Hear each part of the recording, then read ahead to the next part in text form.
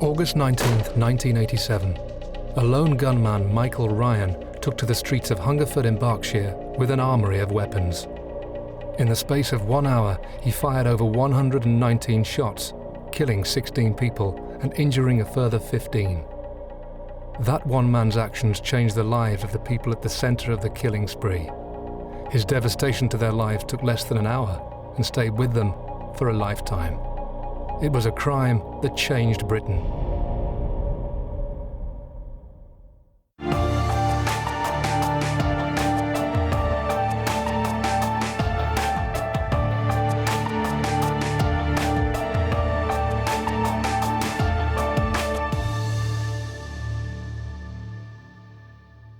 I could hear gunfire, and that's not, that's quite usual around here, but I knew it was the wrong type of gunfire. I knew something was wrong. Among those killed were passers-by and a policeman who tried to reason with him. Just said to Mum, "Oh my God, I've been shot," to which her response was, "Don't be stupid." And with that, he just opened fire on Mum's side of the car. Many people knew the gunman, a local man in his mid-20s who collected weapons. It's somebody that's been living within the community and somebody that would certainly have known quite a lot of his victims by sight, if not by name. Ambulance crews had come under fire as they attempted to tend for the wounded. You have people saying, my daughter or my son's up there and why aren't you doing anything? And people were shouting at you, but you couldn't actually put the crews at risk. A heavily armed man walking through this quiet country town, shooting people apparently at random. It's just going to alter everybody's perspective of life, full stop. Michael Ryan was a 27-year-old who lived with his mum in Hungerford. His father had passed away 2 years previously. Ryan was a quiet man who kept himself to himself. He shunned socializing, instead dedicating time to his one passion, guns, spending hours down at the shooting range. He'd never come to police notice, he wasn't known to us, and he wasn't known, in all fairness, to many people in Hungerford. I know he had lots of different jobs and things, because my grandmother, who lived in the same road, used to gossip about everybody that lived in the street, and that was sort of coming across in conversation, that things that his mother had said about him, but nothing at all to indicate anything sort of sinister really was going on. And I don't think anybody could sort of quite believe that it was Michael Ryan, because a lot of the other people who were injured did come from Southview and they were his neighbours. In the ambulance service, we took his father to the day centre on a regular basis. And the only time that I actually came across Michael Ryan was when we used to take him home. And sometimes he used to be sort of standing in the doorway. You'd only see him if he was walking his dog or he was doing something for his mum's car, and that was it. Never see him any other time. This film will tell the story of the Hungerford Massacre through the eyewitness accounts of 4 people at the centre of the tragedy.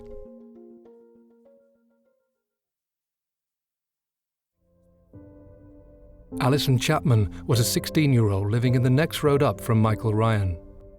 A resident in Hungerford all her life, she knew the area well. Alison was getting ready to return to work after having lunch at home with her mum. Yeah, well, it was a sunny day in August, school holidays. I just finished school because I was 16 at the time. I'd come back from work in the morning and I was just at home with Mum. We were having lunch. What time do you finish today? Not late, I hope. Carl Harris was a 21-year-old soldier on leave from the army at his parents' house across town. His family moved to Hungerford just 5 years previously. The day started when I was out with my little brother fixing my car. I was due to go back to the army in the next couple of days and I had to do some repairs on it. Sylvia Pascoe lived a few doors up from Michael Ryan in Southview with her husband and 2 children. She had been his neighbour for 10 years. That day, she'd risen early to do the housework before going to meet her sister. The 19th of August was a nice sunny day, and getting up, doing my job, so I'd organised to go and meet my sister, so needed to get the house spick and span, and was in my night dress and dressing gown. My children were outside playing with the next door neighbours' kids, and it was just an everyday event really. Sarah Britton had been a nurse for 12 years. Just 3 days before, she had swapped her nursing duties for a managerial role and was still finding her feet at a new hospital, the Princess Margaret.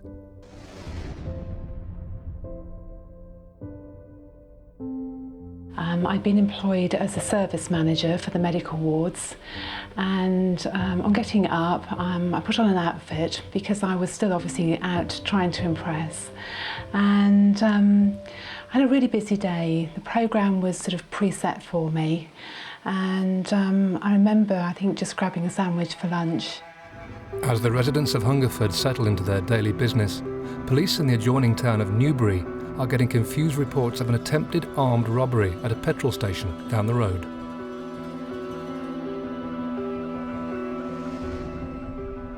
These calls to the police are the first indications of a gunman on the loose.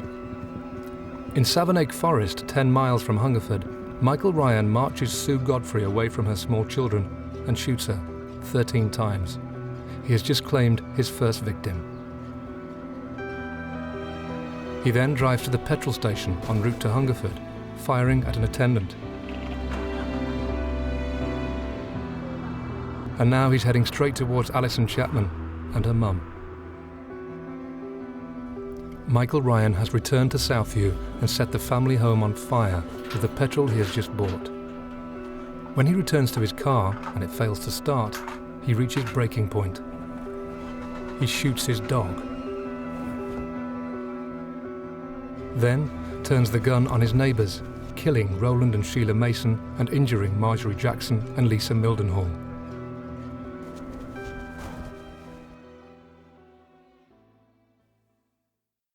Our house backed onto what is the primary school in Hungerford, and they were doing maintenance work, so there were scaffolders and builders, and we just heard what was like scaffolding poles being dropped. Did you hear that noise? Probably kids playing, don't worry. They'll make the horses skittish. Can we go check on them? They'll be fine. Come on, let's get you to work. See, they're really loud. I'm sure they're coming from near Southview. So we thought, oh, Mum will drop me off at work, but we'll go via that way just to check that she's all right, not running around the field and hurting herself. We turned down the bottom of Clark's Gardens, which is where we lived. It's a short drive, probably about 30 seconds, not very far at all.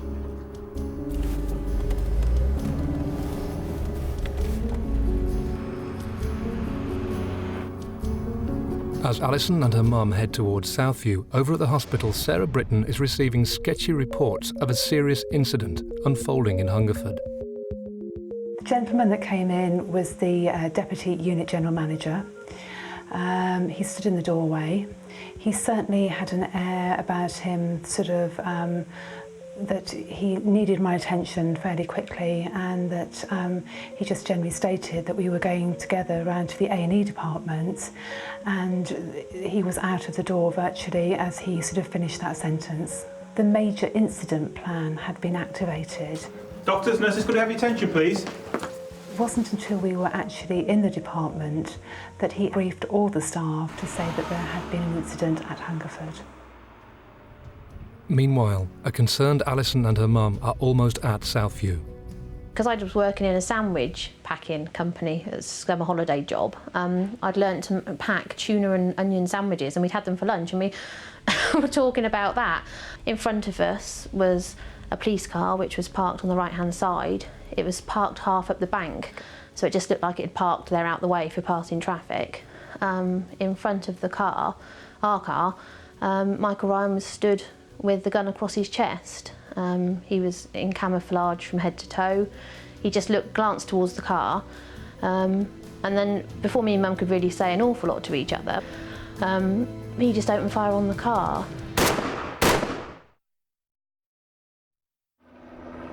Michael Ryan is at Southview, Hungerford.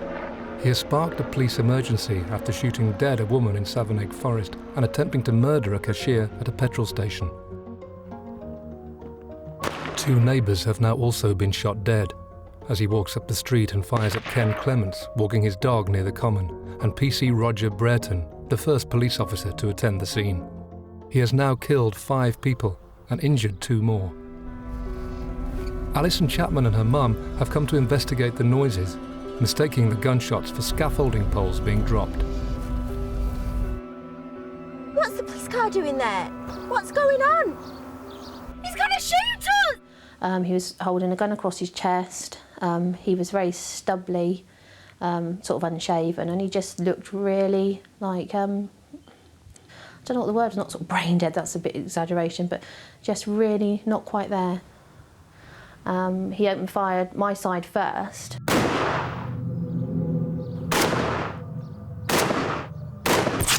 I remember putting my leg down and pulling it up and just said to Mum, "Oh my God, I've been shot," to which her response was, "Don't be stupid." And with that, he just opened fire on Mum's side of the car. When I glanced to her, and she's quite small, and her head was like twice the size of its normal size. She looked like she'd been pepper sprayed with blood. She had a cut to her neck and a cut right over her shoulder and was just pouring with blood. Then it went quiet. He'd obviously run out of bullets. And Mum just sort of put the car in reverse. Don't know how she managed to, and she just reversed back down Southview.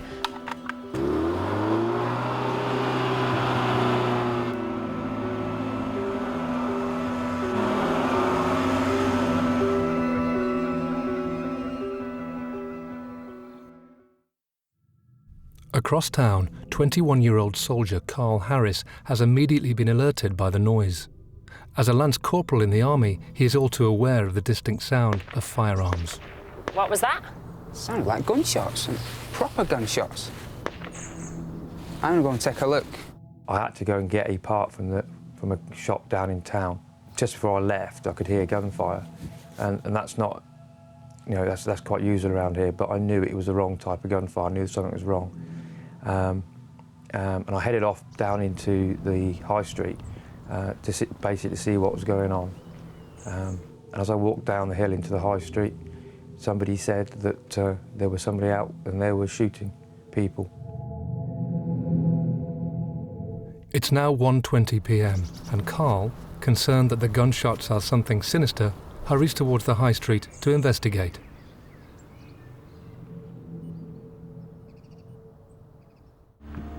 Remarkably, after both being shot by Michael Ryan, Alison Chapman and her mum are managing to drive to the doctor's clinic, almost a mile away. I had wellies on because we were going up the field, and I could feel the blood running down my leg, and it was all going through my toes and all squelchy. And I didn't really know what to do with this piece of flesh on my hand, so I just sat there with it on my hand, and as if to say, well, what do I do with it? I didn't really think about myself at all, I don't think, at that time. I was only 16, it was all a bit surreal. I was much more concerned about my mum and if she was okay. I mean, I'd looked at her and just, I think that was one of the most awful things I ever saw as a 16-year-old child, to see your mum in that state. It just got me, and it's really emotional for me now. I don't think anybody really any further was aware what was going on because we drove right across the high street. In fact, a lot of people in town that day were completely unaware Michael Ryan was roaming the streets with his guns. There were roadblocks on, and quite clearly every effort was being made to keep the general public away from where the scene. It transpired this gunman was on the loose. It was amazing, really, because I was running down the street and people were just going about their daily business. Even at the time, there was one of my friends was walking back to work, you know, and I was like, well, what are you doing, you know? Is there a gunman around? They didn't even know. They didn't have a clue what was going on. They said, oh, I only walked over, thought it was a traffic accident. People were still about, but they were being cleared out, so there was been a sterile area made around the town centre. But there were still some people about. Michael Ryan continues to roam the quiet streets as shoppers in the high street less than 900 yards away are oblivious to his actions. Walking down the road, he kills another neighbour, Abdur Khan. Ryan's mother, Dorothy, just returning home, tries to reason with him in the chaos. He kills her. He is now heading to the Memorial Gardens. 8 people are lying dead, with 8 more seriously wounded.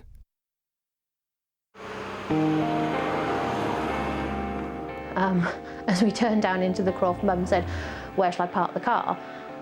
When I was 16 at the time, and I don't swear very often, and I certainly didn't back then, but my response was something like, just bloody stop the car. With that, we then crashed into the verge outside the doctor's surgery, which is there's a big tree. The brakes had gone on the car, so we just sort of came into land. One of the nurses then came out with the doctor, and that she helped me into the surgery with sort of, I had my arm around her and we sort of limped in. But so I was taken into a different room then and just kept with the nurse, she was rubbing my leg constantly, obviously trying to keep the circulation going, and I was asking her questions like, how big's the hole? Because obviously it's in the bottom of my thigh and I couldn't see it, and she was sort of saying, well, it's sort of like saucer size, you know, and you know, not to worry, we'll get you sorted out. Okay. As word gradually spreads of the danger in Hungerford, over at the hospital, Sarah Britton and her colleagues are starting to receive the first casualties.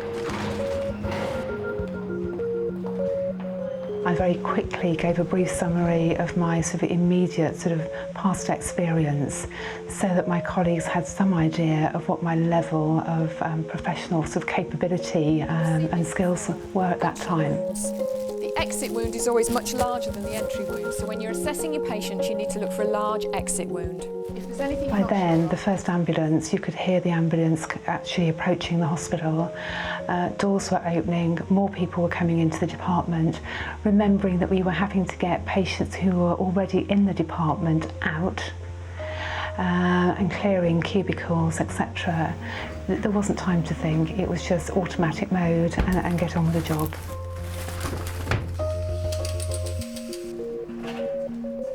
All we knew that there was an incident in Hungerford, and then somebody, I think, actually said there had been a shooting.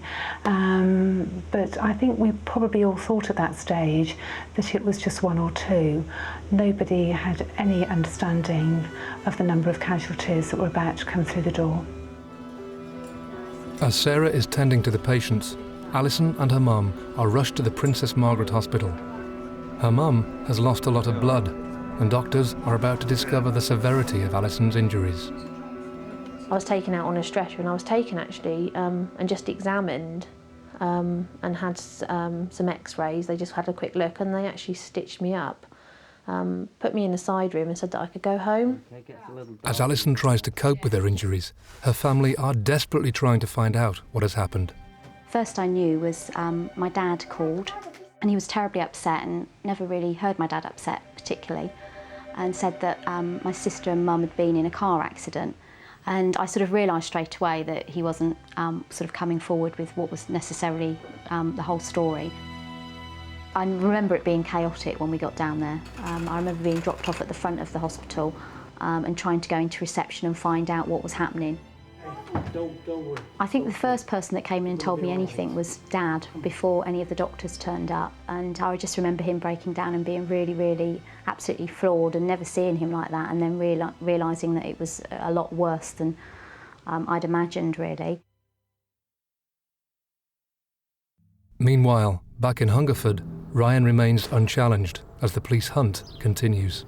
He's now moved on to kill Francis Butler in the Memorial Gardens, then calmly walked the streets, killing Marcus Barnard, Douglas Wainwright and Eric Vardy, and injuring a further 4.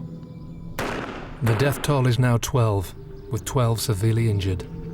Carl Harris, oblivious to all of this, is about to discover the enormity of what is unfolding. So I just wandered up there, you know, to see what was going on. And it wasn't until I actually, I can't remember the name of the road, went up the little cut and walked round to the top that I actually saw him stood there, that I realised something was wrong. It wasn't till he actually started opening fire that I thought, you know, basically thought, well, this is not good. In the last 45 minutes, 12 people have been shot dead and 12 injured as Michael Ryan roams the streets of Hungerford. As police hurry to stop any further bloodshed, Carl Harris has just caught Ryan's attention on the corner of Priory Road. They now stand face to face. I don't think he saw me first of all, and I carried on up. He then just turned around and looked straight at me. Here, I do believe this house here at the time had a high hedge.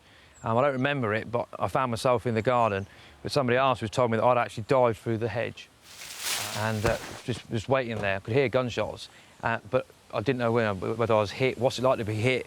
Does it hurt? So I'm obviously feeling myself. As Carl takes cover, police are still struggling to locate Ryan's whereabouts, largely due to hampered communications. To add to this, their usually swift firearms department are on a training exercise over 50 minutes away, making a quick response difficult. The Ryan family home in Southview is now blazing uncontrollably. Fire crews aren't allowed to get through until it is safe to do so. And as the fire destroys adjoining homes, just a few doors up, Sylvia Pascoe, a neighbour of Ryan's for 10 years, is trying to save the life of a 14-year-old girl. Suddenly I heard breaking of glass and sort of stopped for a few seconds.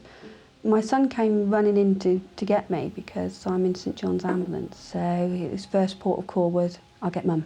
So I dropped everything, wasn't dressed, went round with him and went into my next door neighbour's kitchen to find the young girl that was standing there saying, "I've been shot." I thought, delirious, doesn't happen. And she was worried about her trousers. They were her sister's and they were yellow, but they'd started to turn pink. And my first reaction was, I need to find out what your injuries are. I'll lay you down because you're going to fall down. I could see that there was a nasty gash in the top of her leg on the right, and there was blood pouring from this, and I thought to myself, well, I need to stop it. And I had a neighbour there who said that I'll get whatever you need. I sent Robert. And we grabbed towels, etc. I do. I don't know whether this will help. And we put the leg on a flower pot to raise it. In the background we could hear what I would call firecrackers. And it still didn't sink in, because my main concern was, you know, stopping this bleeding and making sure she wasn't going to go unconscious. I stayed by her side on my knees with the only way I can describe it is one hand supporting the bottom of the leg and then one over the top with all these towels on top and just pressing down for direct pressure. We don't use tourniquets, and going through my mind was, what can I do if this doesn't work? As Sylvia desperately tries to save Michael Ryan's youngest victim, the gunman is still at large. His route has steered clear of the main high street. Although police blocks now stop people entering the town, a lot of residents there are still unaware of the tragedy. Michael Ryan has made his way from Southview to Fairview Road, then back up Southview, across the playing field to Clark's Gardens. He has then walked over through the Memorial Gardens to Priory Avenue and Terrace Hill, randomly firing at people as he goes. Well, it was some time before the firearms officers could actually get into the scene, because we didn't know it. We were getting reports of shots being fired. There were reports of people having been shot. Some people were injured, we knew that. The telephone system was just incapable of taking all the emergency calls that were coming in. So it was very difficult to piece it all together. But yes, we got an idea of the route Ryan was taking up through the playing fields towards the school. Michael Ryan is now on Priory Road after taking aim at Carl Harries. And then there was a change in the tone of the shots, and I recognised that as being a pistol, and then it all went completely deadly quiet. And as I came round the corner, I could see that Michael Ryan had gone up the road, so I was pretty confident where I knew he was. And as I came round the corner here, there was this red Renault 5, I believe it was, and it was literally just rolling down the road here. I started walking up, and I remember somebody looking at the car and then started shouting, "She's been shot, she's been shot." So I chased after it, and I think it was around about here that I managed to catch up with the car.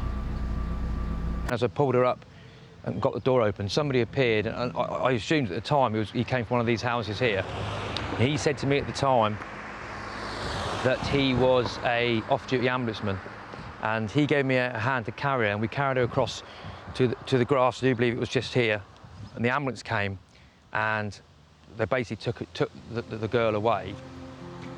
And then I remember I just sat on the grass. Bless her, there was this little old lady, and she gave me one of these sort of like, you know, these cheap car plastic boxed type first aid kits, which really are no good for, you know, really anything other than a cut finger. And she said, "Oh, this will help," you know, and I said, "Oh, thanks very much."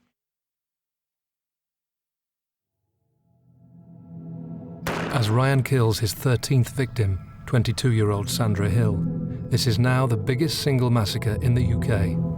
13 people are dead and a further 12 injured. As ambulance crews wait in the high street, they are desperate to reach the casualties, but like the police and fire crew, are restricted because of the danger. No one knows where the gunman is.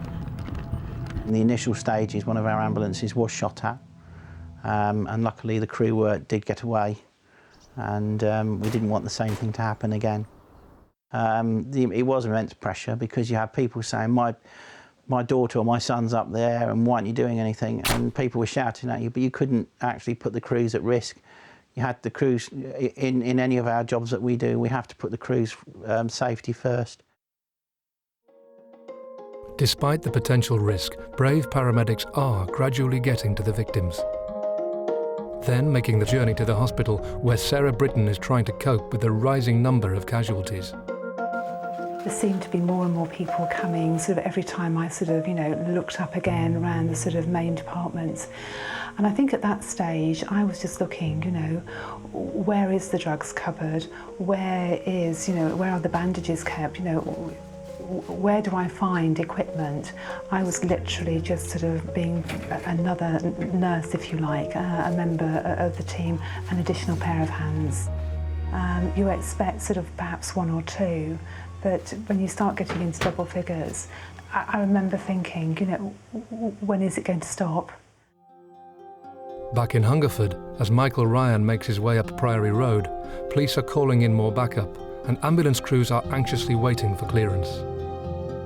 It was important to get people out of the situation, as many as we could, but at the same time you've also got the problem of the person running around with the gun and you don't know where he is, so therefore you don't want to send the ambulances up into a danger area. And they would be detailed to go to Priory Road.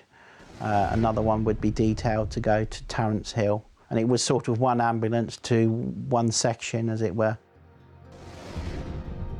Over in Southview, as paramedics manage to reach Sylvia and Lisa Mildenhall, she has been shot 4 times and is losing a lot of blood. As they tend to her severe injuries, Sylvia is left to seek refuge at her neighbours. Both myself and the neighbour, we were sort of just stood there and we just sort of looked at each other and we went to number 11. Nobody had told us who it was that had the gun at that time. I mean, because we had no radio on, no television on. We were sitting in the bedroom and we were sort of talking. I remember one of the kids dropped the loo seat and we all jumped. And then suddenly we looked out the bedroom window and there was these police in the school field with riot gear on. And they shouted and they said, "Right, when I tell you to run, I want you to come to the front door and I want you to run. I don't want you to stop. I want you to carry on down the road and I want you to run." As Sylvia remains unaware that Michael Ryan has killed 13 people and injured 12, including Lisa, Carl Harries, who's already come face to face with the gunman, hasn't turned on his heel. Instead, he's now running towards Michael Ryan, trying to save others. I was very dubious about going around the bend, because you go around the bend and the road is dead straight all the way up. And I thought, if I go around there, he can see me, then help, I made the decision that, there's people up there that need help, I'm going to go up there. So on the left-hand side, there's a whole row of cars, and I sort of worked my way up, keeping low between the cars and the wall. And then I stopped, and I just didn't feel I felt something's not right. And I had a sort of quick look over the car, and he was actually come back, and it was actually just the other side of the car. And at that point, I was like, I'm getting under this car. I don't know, it was quite eerie because you could see his foot, you could see his feet. It was a silly little things like, oh, my feet in. Have I got all my hands in? Is my feet in? Is he going to walk around and find my foot?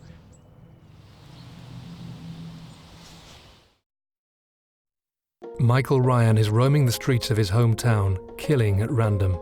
In 55 minutes, he has killed 13 people and injured 12. He remains unchallenged. As police scramble to pinpoint his whereabouts, brave soldier Carl Harries remains undeterred by the danger and tries to save people in Ryan's wake. I felt that something's not right. And I had a sort of quick look over the car, and he was actually come back and was actually just the other side of the car. At that stage, I decided to get underneath the car.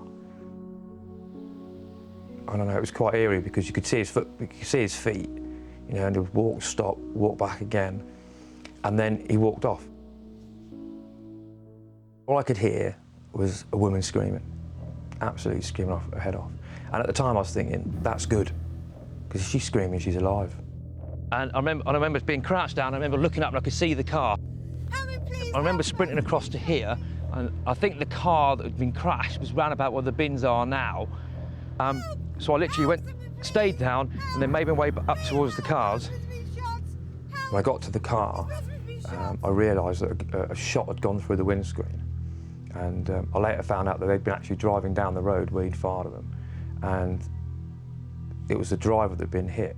The person screaming was his wife next to him. And he'd been shot in the neck. The lady goes to me, I'm a nurse. And I said, well, stop bloody screaming and give me a hand. Get out of the bloody car and give me a hand. And again, an ambulance appeared. Please. Is he going to be all right, Ian? Look, can I leave him with you now? OK. Meanwhile at the hospital, Sarah Britton's job is getting harder by the minute. What was 1 or 2 casualties is now many, many more. Calls from frantic loved ones are also swamping their systems, and Sarah is juggling her time between urgent nursing duties and dealing with inquiries. As more patients come through, Alison's mum is rushed to intensive care with serious throat injuries, and Alison's leg injuries are baffling doctors. Try and relax your leg a bit. I was taken out on a stretcher, and I was taken actually and just examined and had some x-rays. They just had a quick look and they actually stitched me up, put me in the side room and said that I could go home. When we first went to see Ali, it was quite a positive story really, because they'd sort of finished sort of cleaning her up and doing all the checks, and sort of I think probably were in the process of stitching her up, and I remember she'd had some injections, I believe. And at that point they didn't realise that she still had sort of a bullet in her.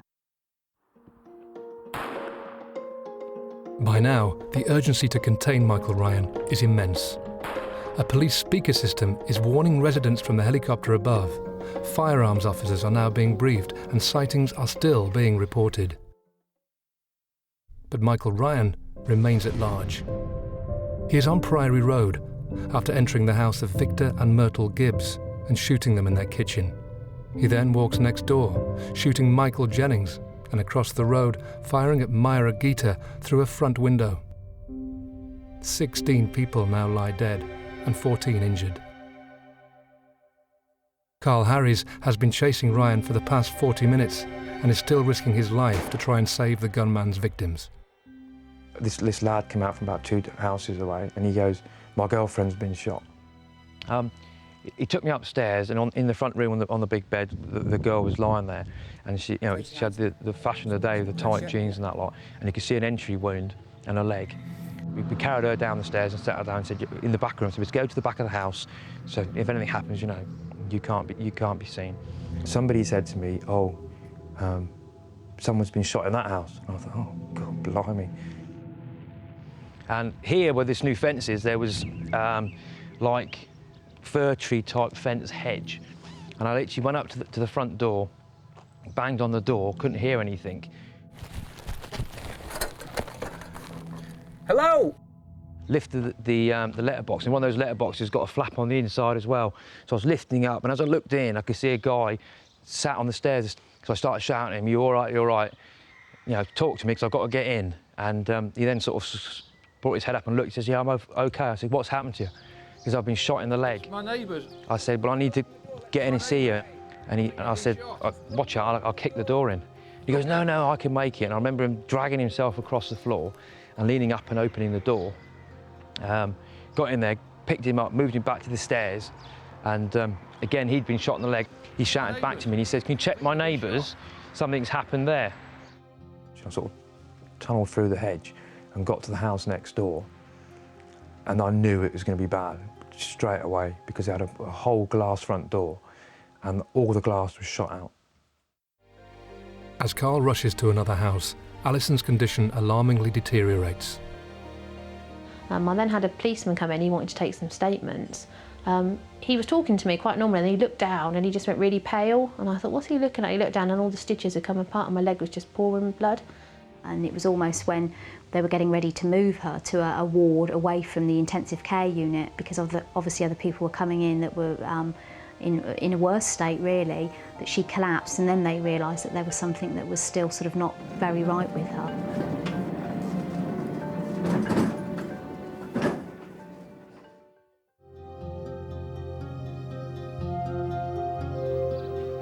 It is now 1:45 p.m. Michael Ryan has spent 60 minutes shooting innocent people in a random attack. He has killed 16, including his own mother, and injured 14. The family house is ablaze and has now spread to the adjoining 3 houses. Now he walks up Priory Road to his old school, shooting George Noon in his porch, as police start to close the net, and Carl Harris has just reached the home of Victor and Myrtle Gibbs. This is the one stage I remember being extremely nervous about, going in. What do I do? I was trying to be, tactical about it, military-wise, and sort of going in carefully, keeping low, and all the sort of things they trained to do. And because I was doing that, I didn't realise there was a big, massive pile of glass, and I started walking on the glass, and it made an awful noise, or it felt like an awful noise. And then I heard a noise in response, and I thought, oh God. I just stood there, and then that noise, I could suddenly hear was a woman's voice, and she was like, "Help me, please help me, my husband, please help me." Dead quiet. I thought, if he's in the house, he must have heard that. He will respond. I'll hear movement from somewhere, and the stairs is to my right. I was just literally just staring at the stairs, in case he came down, and nothing happened. So I started making my way into the kitchen, and to my right on the back. There was like a kitchen back door, and there was this old lady that was sort of like curled around the door with her back to the door, and her husband laid on top of her. And it was sad, because straight away you could see her husband was trying to protect her. And she goes, my husband, is he dead? And I said, no, of course he's not dead, don't be silly. He's all right, let's worry about you. And I remember lifting him up and pulling him off of her. And she had been shot. I remember having this plastic first aid kit, and I just looked at it, opened it, and went, that is just so no good. I thought, I need more kit. Basically, I need more kit. I was going to run back across the road to where the girl had been shot before, and asked them if they had a first aid kit. And as I came out, I thought, now sod it, I'm going for it, and just going to run straight across the road. As I came out of the house, as I looked up this road, obviously, and I looked left before I ran across, and right at the bottom of the road there was an ambulance. So I'm stood there like a madman waving. It suddenly dawns on me then, like, you're facing down the road waving like a madman and he's behind you somewhere. So it was sort of like back into the side and feebly, but they'd already spotted us and they flashed the lights. Carl helps the paramedics with 4 of Michael Ryan's victims. Over 3 hours later, he heads up to the school.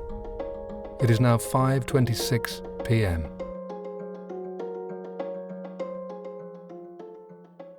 And eventually got round the corner to the school, and there was a policeman stood there, a single policeman. And he's like, who are you? I says, well, I've been treating people back there. I've come round. So don't worry, he says, we've got them cornered in the school. It's all under control. The firearms team surrounded the school, and in fact, one of the firearms officers actually then spoke to Ryan, trying to get him to give himself up. The firearms team at that stage wouldn't have known exactly how many people he had shot, but they'd certainly be aware that he had killed more than one person, and that there was every likelihood that he would try and shoot somebody else. I looked and said, you're telling me it's all under control, 100% under control? And he goes, yeah, we're all sorted. You sure? And he goes, yeah. I said, fine, that'll do me. Turned around and I walked back. And then somebody came up the road and said to me,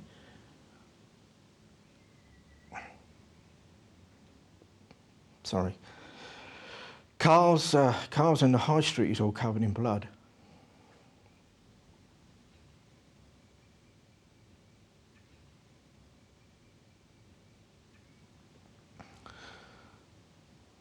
I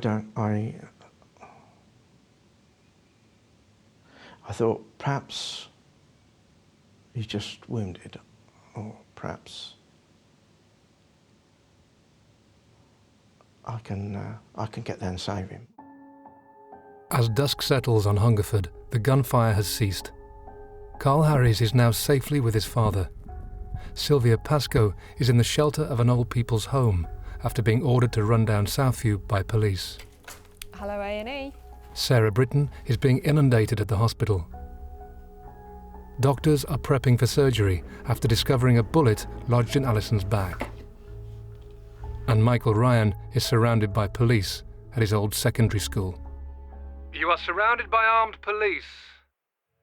Do as you're told, and no harm will come to you. What about my mother? She's dead. I know she's dead. I will try to find out about your mother, Mr. Ryan. I've picked up my gun again. If only the police car hadn't turned up, if only my car had started. I'm not coming out until I know about my mother. Mr. Ryan, I'm still trying to find out. If you come down, we'll be able to find out together. At 6:52 p.m, after attempted negotiations for over an hour, police hear a single muffled shot from inside the school.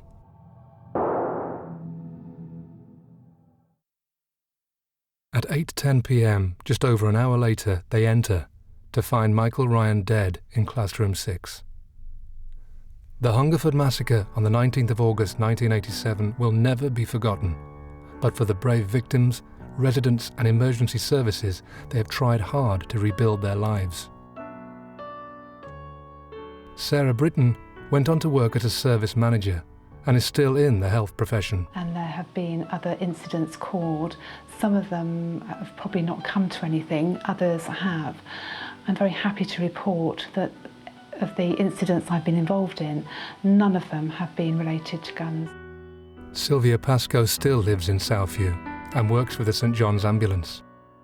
He said she lost 3 pints of blood, and if you hadn't done what you did, she'd have died. Alison Chapman's mum recovered, and despite the bullet still lodged in Alison's back, she was thrilled to give birth. Just tend to get on with it. I mean, I'm still here. You know, I've got a wonderful husband and a beautiful son, so I'm making the best of what I got.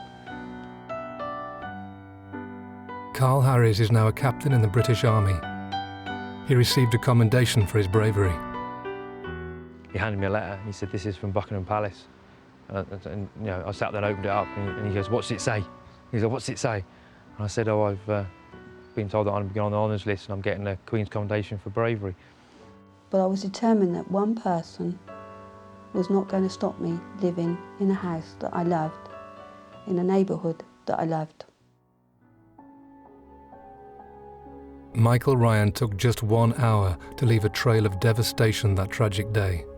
Before this massacre, Hungerford hadn't witnessed a murder for 111 years. With 84 rounds from his AK-47, 34 from a Beretta pistol, and 1 round from his M1 carbine, he shot 31 people, killing 16, before turning a gun on himself. It's the people who were there, it's their families, the ambulance girls, the policemen watching their colleagues being shot. It's those are the people that really I feel so sorry for. They classify Michael Ryan as a loner who lived with his mum, but I've got friends and, you know, that are loners and live with their parents. You know, that doesn't make somebody get an armoury of weapons and go out and kill a lot of people. You know, they try and psychoanalyse him, but I always say the only person that could say why he did it isn't here, and that is Michael Ryan. As a result of the massacre, gun laws in the UK were changed to stop anyone possessing a semi-automatic weapon. Has it made a difference? I think, yes, the measures that were brought in were as a direct response to public demand and police demand at the time. Why did a person need to possess an AK-47 semi-automatic rifle? I can't give a reason for that. If people want to get their hands on guns, they will, regardless of any gun law in place. I mean, there's, you know, you could probably get one if you went somewhere and spoke to the right people within half an hour, I should think. And it sounds real cliche, it's not the guns that kill people, it's the people behind them. This could happen in a small town in this country tomorrow. And to be honest with you, I think the people will be better equipped for it, but I don't think the response would be much better at the time because it wouldn't be expected.